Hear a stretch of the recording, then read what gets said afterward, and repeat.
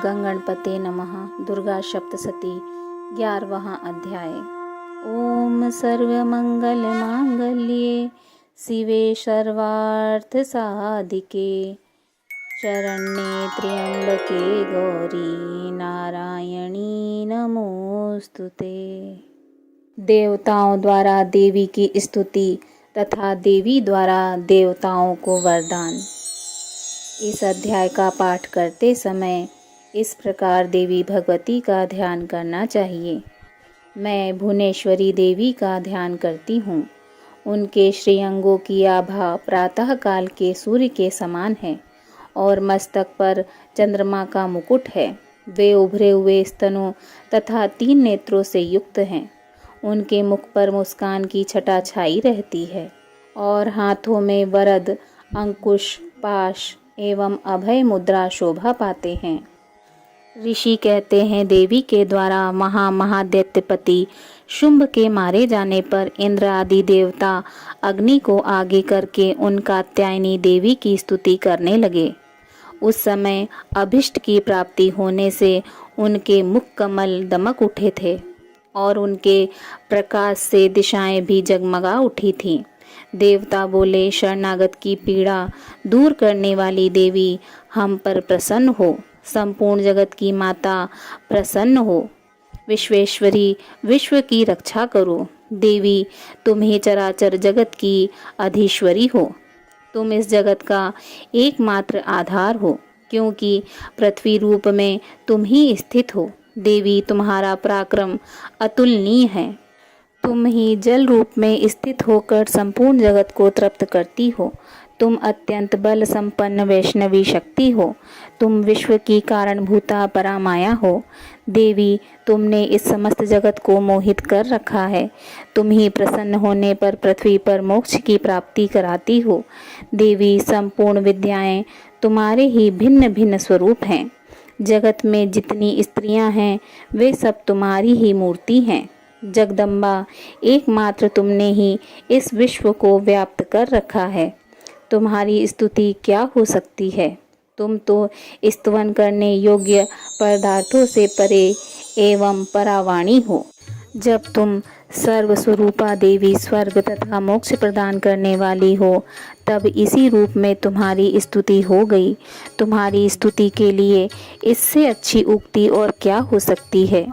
बुद्धि रूप से सब लोगों के हृदय में विराजमान रहने वाली तथा स्वर्ग एवं मोक्ष प्रदान करने वाली नारायणी देवी, तुम्हें नमस्कार है। कला, काष्ठ आदि के रूप में क्रमशः परिणाम की ओर ले जाने वाली तथा विश्व का उपसंहार करने में समर्थ नारायणी, तुम्हें नमस्कार है। नारायणी, तुम सब प्रकार का मंगल प्रदान करने वाली मंगलमयी हो। कल्याणदायिनी शिवा हो। सब पुरुषार्थ को सिद्ध करने वाली शरणागत वत्सला, 3 नेत्रों वाली एवं गौरी हो। तुम्हें नमस्कार है।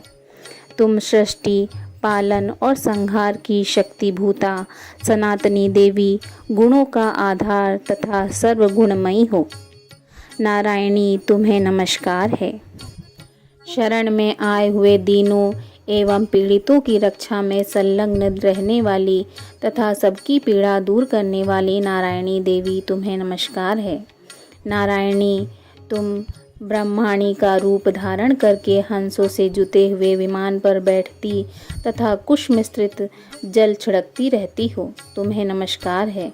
महेश्वरी रूप से त्रिशूल, चंद्रमा एवं सर्प को धारण करने वाली तथा महान वृषभ की पीठ पर बैठने वाली नारायणी देवी, तुम्हें नमस्कार है। मोरों और मुर्गों से घिरी रहने वाली तथा महाशक्ति धारण करने वाली कौमारी रूप धारणी निष्पापे नारायणी, तुम्हें नमस्कार है। शंख, चक्र, गदा और शारंग धनुष रूप उत्तम आयुधों को धारण करने वाली वैष्णवी शक्ति रूपा नारायणी, तुम प्रसन्न हो। तुम्हें नमस्कार है। हाथ में भयानक महाचक्र लिए और दाढ़ों पर धरती को उठाए वाराही रूप धारणी कल्याणमयी नारायणी, तुम्हें नमस्कार है।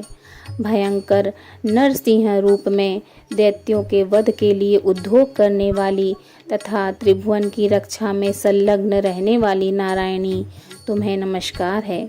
मस्तक पर किरीट और हाथ में महावज्र धारण करने वाली, सहस्त्र नेत्रों के कारण उद्दीप्त दिखाई देने वाली और वत्रासुर के प्राणों का अपहरण करने वाली इंद्र शक्ति रूपा नारायणी देवी तुम्हें नमस्कार है। शिवदूती रूप से दैत्यों की महिती सेना का संहार करने वाली, भयंकर रूप धारण तथा विकट गर्जना करने वाली नारायणी तुम्हें नमस्कार है। दाढ़ों के कारण विकराल मुख वाली, मुंडमाला से विभूषित मुंड मर्दनी चामुंडा रूप नारायणी तुम्हें नमस्कार है।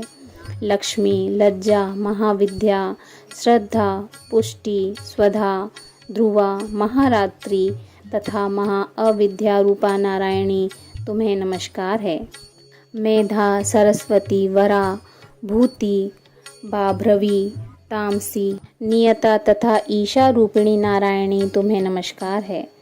सर्वस्वरूपा, सर्वेश्वरी तथा सब प्रकार की शक्तियों से संपन्न दिव्य रूपा दुर्गे देवी, सब भयों से हमारी रक्षा करो, तुम्हें नमस्कार है। कात्यायनी, यह 3 लोचनों से विभूषित तुम्हारा सौम्य मुख सब प्रकार के भयों से हमारी रक्षा करे, तुम्हें नमस्कार है। भद्रकाली, ज्वालाओं के कारण विकराल प्रतीत होने वाला, अत्यंत भयंकर और समस्त असुरों का संहार करने वाला तुम्हारा त्रिशूल भय से हमें बचाए, तुम्हें नमस्कार है। देवी, जो अपनी ध्वनि से संपूर्ण जगत को व्याप्त करके दैत्यों के तेज को नष्ट किए देता है, वह तुम्हारा घंटा हम लोगों की पापों से उसी प्रकार रक्षा करे जैसे माता अपने पुत्रों की बुरे कर्मों से रक्षा करती है। चंडिके, तुम्हारे हाथों में सुशोभित खड्ग, जो असुर के रक्त और चर्बी से चर्चित है, हमारा मंगल करे, हम तुम्हें नमस्कार करते हैं। देवी, तुम प्रसन्न होने पर सब रोगों को नष्ट कर देती हो और कुपित होने पर मनोवांछित सभी कामनाओं का नाश कर देती हो। जो लोग तुम्हारी शरण में जा चुके हैं, उन पर विपत्ति तो आती ही नहीं। तुम्हारी शरण में गए हुए मनुष्य दूसरों को शरण देने वाले हो जाते हैं। देवी अम्बिके, तुमने अपने स्वरूप को अनेक भागों में विभक्त करके नाना प्रकार के रूपों से जो इस समय इन धर्मद्रोही महादैत्यों का संहार किया है, वह सब दूसरी कौन कर सकती थी। विद्याओं में ज्ञान को प्रकाशित करने वाले, शास्त्रों में तथा आदि वाक्यों में तुम्हारे सिवा और किसका वर्णन किया है, तथा तुमको छोड़कर दूसरी कौन ऐसी शक्ति है जो इस विश्व को अज्ञानमय घोर अंधकार से परिपूर्ण ममता रूपी गड्ढे में निरंतर भटका रही हो। जहाँ राक्षस, जहाँ भयंकर विष वाले सर्प, जहाँ शत्रु, जहाँ लुटेरों की सेना और जहाँ दवानल हो, वहाँ तथा समुद्र के बीच में भी साथ रहकर तुम विश्व की रक्षा करती हो। विश्वेश्वरी, तुम विश्व का पालन करती हो, विश्वरूपा हो, इसलिए संपूर्ण विश्व को धारण करती हो। तुम भगवान विश्वनाथ की भी वंदनीय हो।